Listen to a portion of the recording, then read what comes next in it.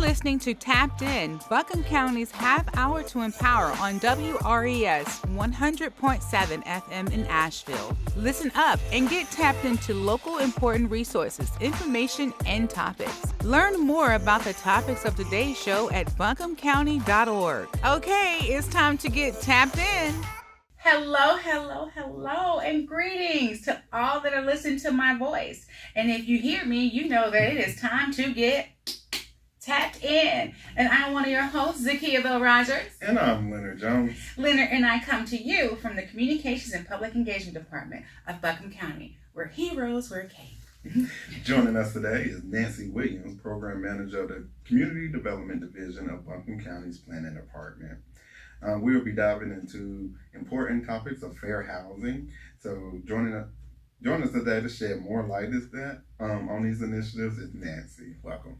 Good afternoon. All right. Hey, Nancy, you sound great. Thank you for having me. Mm-hmm. So, Nancy, before we get started, we always want our listeners to know who they're talking to. So you can tell us a little bit about yourself. Thank you. I am Nancy Williams, and I work for the Community Development Division of the Planning Department, and we're focused on affordable housing in Buncombe County because it's such a critical issue. And when I was hired, it was a new position to work on bringing in external funds and to look at how we can bring in additional funds and look at partnerships and all those resources that are out there outside of the general funds. Okay, all right, awesome. So, now tell us about your role. You gave us a little snippet, but tell us really the guts of what you do. Thank you. So with the external funds, I'm overseeing two different programs. The first one was ARPA funds that the county got. The division applied for $400,000 to go into home repairs for low and moderate income residents of Buncombe County. So I'm overseeing that one, and then I also applied for and got funding from North Carolina Community Development of North Carolina, the Commerce Department, and those are community development block grants under the Neighborhood Revitalization Program, and we're also using that for home repairs because that's really critical for keeping people in their homes in a safe and healthy manner, and there's just such a high need in our area. And so you had mentioned home repairs and things like that. How do people, or what's the eligibility for people to participate in those funding? So low and moderate income means that we have an area median income in Buncombe County. I can't tell you what it is off the top of my head. And then if somebody is moderate or low income, it's going to be under 80% of that area median income. So the area median is 100%, and we are helping people that are at 80% or lower.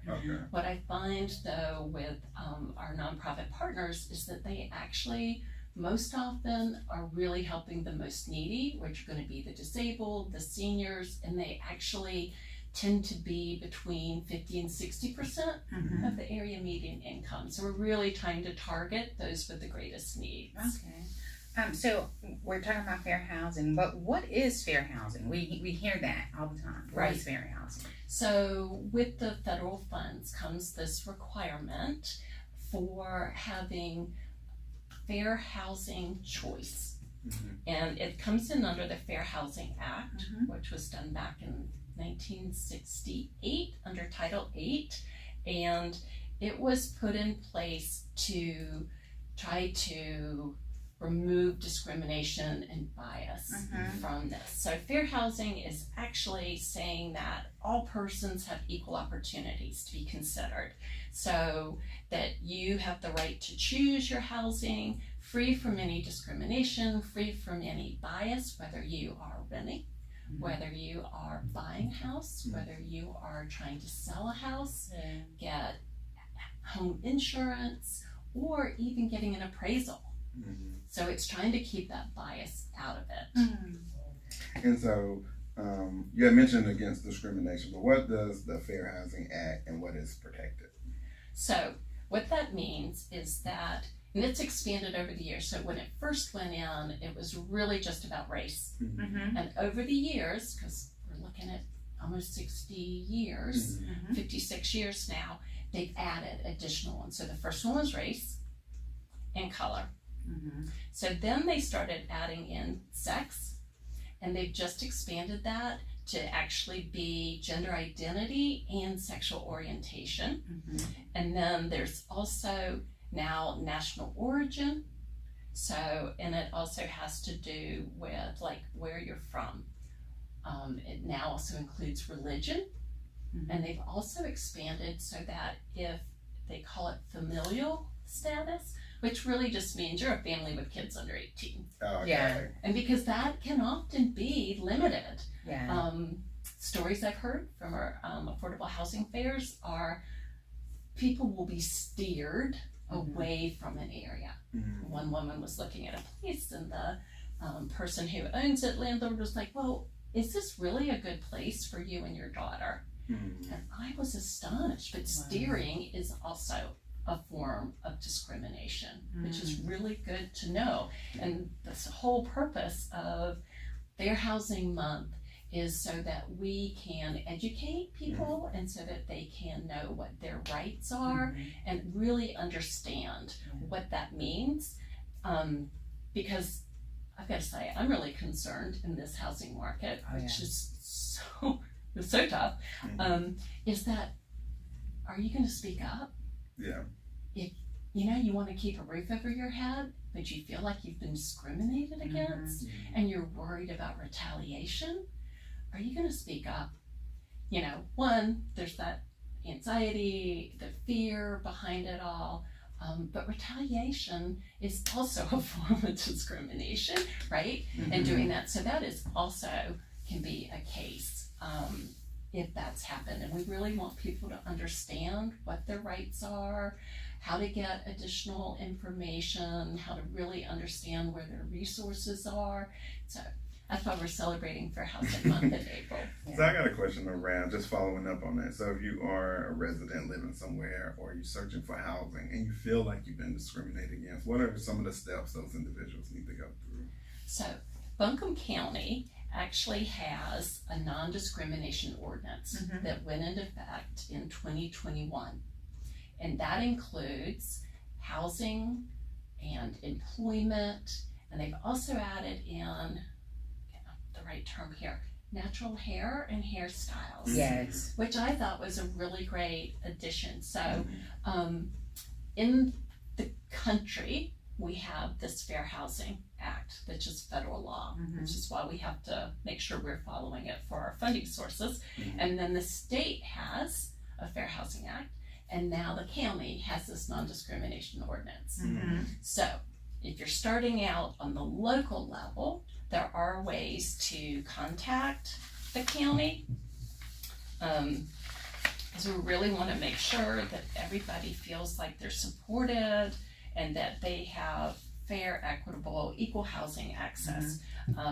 So under this commitment to not only fair housing, but also to all of the ways that you might come against discrimination in the county, that you can actually call or email the county, and we'll get that information in a little bit. But there is a process that you can go through. Okay.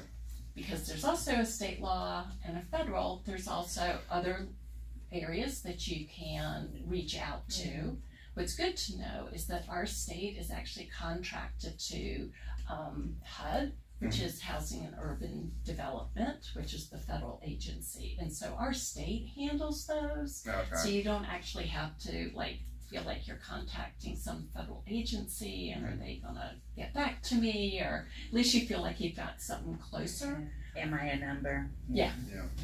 So if you're just tuning in, I just want to remind you all that this is Tapped In, and we have Nancy Williams with Buncombe County. We're talking about fair housing. And so I want to go to, how does the county address fair housing? What kind of programs have we developed? So because of having this funding, we have created a new Fair Housing Choice plan that will cover 2024, 25, and 26. And within each year, we have a list of activities that we are looking to utilize to help people, one, understand what fair housing is, as well as looking at our policies, our programs, our activities, anything that could be getting in the way of people's fair housing choice. Like, you have the freedom to live anywhere you want to without, feeling like you're running into any kind of barriers. So this plan was actually developed off of a study that's called the Analysis of Impediments to Housing Choice. And this was done by the end of 2022. So in 2023, we went into assessing that and looking at ways that we could create activities annually that we could do for our county residents. So basically, there are 5 impediments that were identified. So this plan will assess these factors that could be limiting fair housing choice, and within that, we're looking at, the first one was inadequate housing supply, both for sale or rental. It's kind of, yes, that's an issue. I would say duh, but it is definitely a real issue. And then under that one, we've created different ways to address that. We are doing a lot towards funding affordable housing and keeping people in their houses and home ownership and rental. But this one is really also talking about what other policies or plans does the county have that we could affect a change. And so one of the ideas is that the Long Range Planning Division can look at the zoning ordinance. What can be changed now that we have this comprehensive plan that was just selected and put into place? What can we do when it gets down to actual ordinances that we can do that's going to create more housing? They've started with the short-term rentals, so we'll see what happens with that aspect. I know the Planning Commission is meeting this week on that. So, but that's one area. So, inadequate housing supply. We're looking at funding and we're looking at removing barriers. So the second impediment that was identified was an inadequate supply of accessible housing and those options. And this is probably more really about the accessibility for disabled people and what their needs are. So a place might need an accommodation or a modification, like I can't get in the house, or I can't have a parking place that's handicapped that I can access, or I can't reach the light switch. All of those things are areas that we're looking at that. So we've also, this is where the emergency repair funds come in. Because a lot of that actually is for keeping people in their homes. It's making it accessible. It's getting handrails in the bathroom. It's getting accessible doorways. Because we don't realize that the doors have to be so wide to have wheelchairs to go by, or even walkers, certain type of walkers. And so that is and also certain type of flooring can hurt different equipment, and you can't have a carpet, but then sometimes hardwood is too slippery, so it's like trying to find a balance. Right, with that. Yeah, I just had to take my dad's bathroom door off so his wheelchair would fit in, so I think we're all, working on taking care of our seniors and our elders, so that's one way that we do it. And so do the county just like partner with community-based organizations to help with these kind of initiatives and impediments that you're speaking of?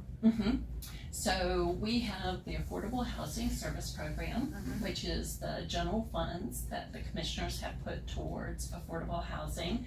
And it can be for keeping people from being evicted. It can be for home ownership.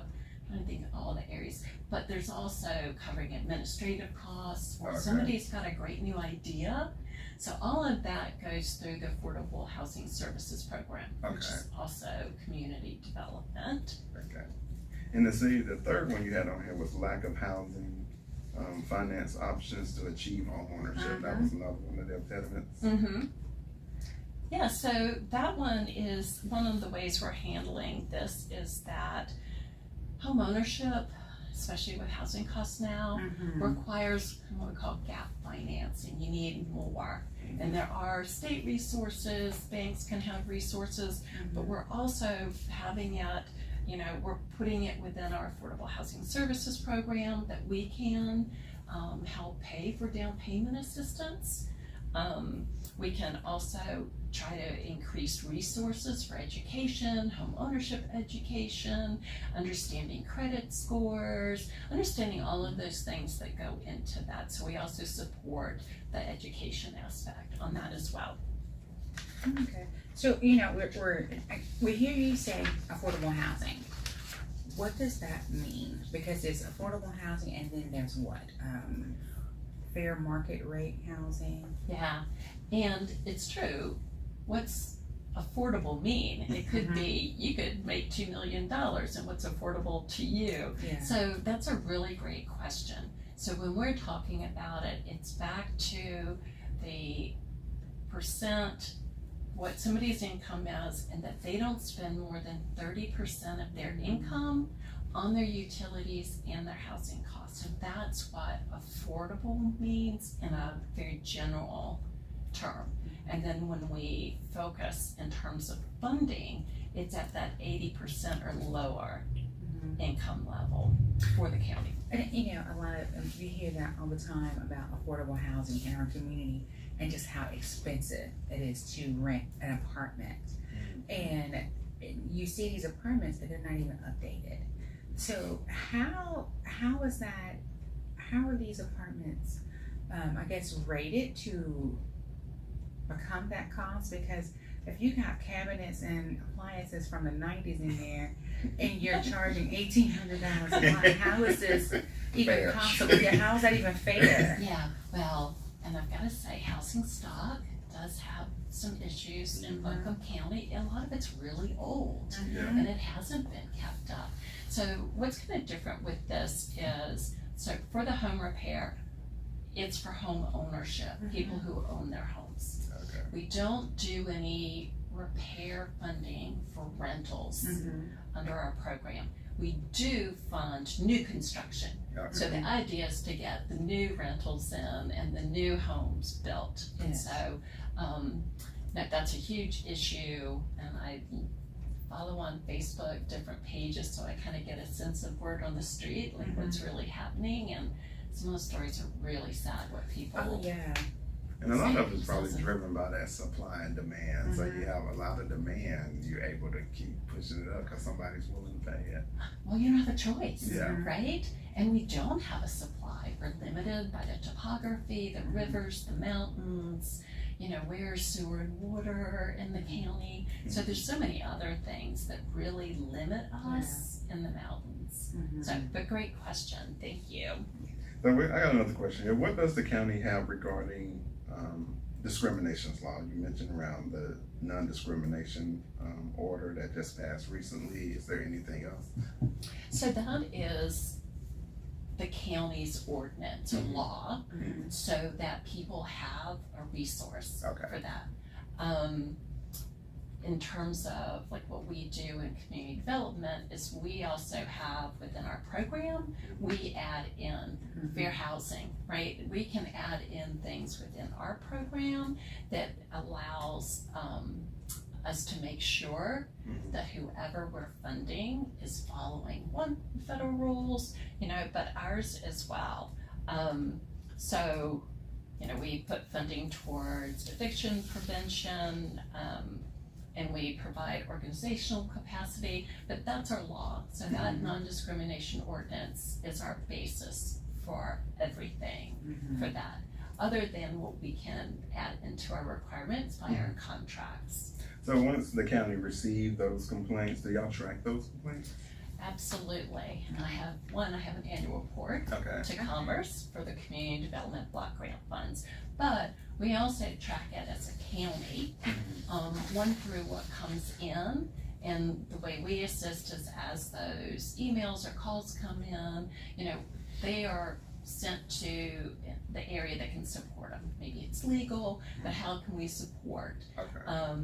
And then if it's housing discrimination, for the most part, the claims are sent up to the state level, which is the Human Resources Commission under the Civil Rights Division. And they're contracted to HUD, or the Housing and Urban Development, part of our federal, of our country, so that they're the ones that handle that. So that's the way that, that we are trying to give everybody a resource and support and try to assist in that. So how would one file a discrimination complaint? So it goes in either as an email or a phone call. We also have on the affordable housing webpage, we've got actually an information sheet so that somebody could go to that, and it takes you all the way through the process in terms of who to call or email. And there is actually an email specifically for this. Do you want me to? Yeah, you can say that. Is it this NDO@BuncombeCounty.org to contact Buncombe County for non-discrimination coordinator by phone? Yes. And that phone number is 828-250-6568. Or again, the email is NDO@BuncombeCounty.org. Those are probably the best ways to do it. And just so people understand that when a claim comes in, first of all, it has to have been within the last year. Okay. So you've got a time frame on it. And then the second thing is that it will be reviewed and to see if it has cause, that it really has a basis for discrimination. And that's most likely going to be done at that state level. So are there any other opportunities that we can tell our community about how to get involved with the fair housing? Yeah, I'm really excited that we're going to be partnering with the Land and Sky Council of Government and the City of Asheville, and we are hosting a training on May 22nd with the North Carolina Legal Aid Fair Housing Project. Amazing resource. They've been great to work with. We're going to have it at the Grant Southside Community Center. There'll be a morning session that will be for HUD grantees, because Asheville is what's called entitlement community. They get direct funds from HUD, and it's community development block grant is for Buncombe County.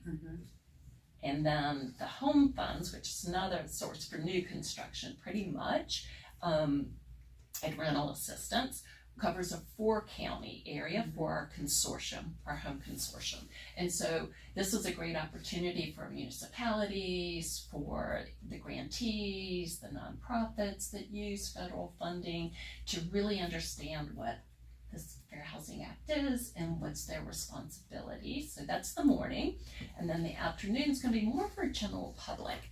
That's going to be for, let's say, property managers or general public or case managers trying to help the homeless find a place to live, and really working through some of those tougher scenarios of finding housing in this area.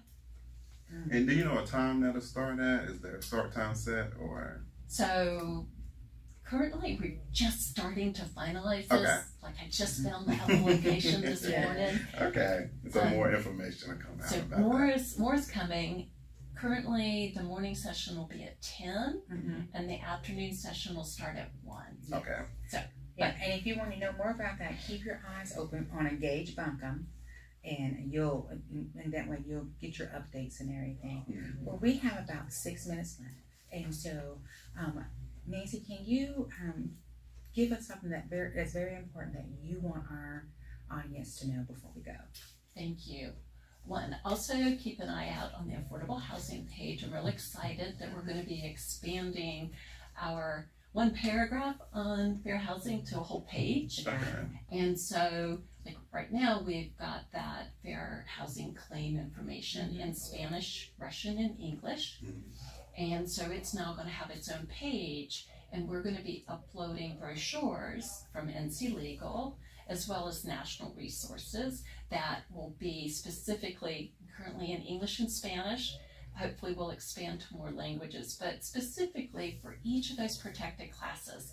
Like you want to, if you're disabled, mental or physical, here's your resources and here's how you ask for things. Or, you know, if I feel like I've been discriminated against because I have little kids, here's a brochure specifically in your language that's going to help you with that. And then there are also going to be additional resources. We know that our justice involved people have a really difficult time, but you can appeal if somebody says, oh, sorry, you've got a rap sheet. And you can go back and say, whoa, hold on. That was a long time ago. Here are letters. You know, there are ways that you can make sure that they understand that you are at a place now where it's not going to be an issue, you know, for the complex or for that type of thing. So I'm really excited about getting that information up. Cool. All right, Leonard, anything you want to add? I'd just like to remind the listeners, if you're interested to learn more about fair housing, that this great opportunity is coming up on May the 22nd. And again, that'll be held at the Grant Center in south side of Asheville, and that is 285 Livingston Street, Asheville, North Carolina, 28801. And as ZaKiya mentioned, so you can also keep your eye out for more information as this date approaches, to learn out about time and more information at Engage Buncombe. And if I could add, if anybody is interested in affordable housing, we have a committee meeting monthly, and I always have the fair housing information there as well. Okay, cool. And where is that meeting? That meeting is at 30 Valley Street in the conference room. All right, 30 Valley Street, conference room, monthly meeting. What day of the month, a week? It is the first Tuesday at 1 o'clock. Yes, so first Tuesday, 1 o'clock, 30 Valley Street, conference room. Right. And actually, if you follow it, we're having more currently. We're actually having one tomorrow on the 2nd, because we're going through the Affordable Housing Services Program and all of the applications for funding. So, all right, well, thank you. Tune in. Yes, thank you so much. And yeah, I have to wrap this up. But I just want to say it is spring. It is time for you all to spring into action with looking into fair housing. You can't complain if you don't go out and see what the issues are. You can read all you want to of comments on social media, but it's until you put in the ground with the footwork on the ground and see what's actually happening. We have a lot of opportunities out here for you to get involved. And so instead of sitting back, spring up and get involved. You know, we are one Buncombe, and we all want to hear all the voices because they're important. We can't change if the same wheel is showing signs of deterioration. The whole car has to be involved. All right, folks. Until next time, you've been tapped in. Thank you for listening to Tapped In, Buncombe County's half hour to empower, here on WRES 100.7 FM in Nashville. Learn more about today's topics at buncombecounty.org. Otherwise, stay tuned for more great episodes coming up.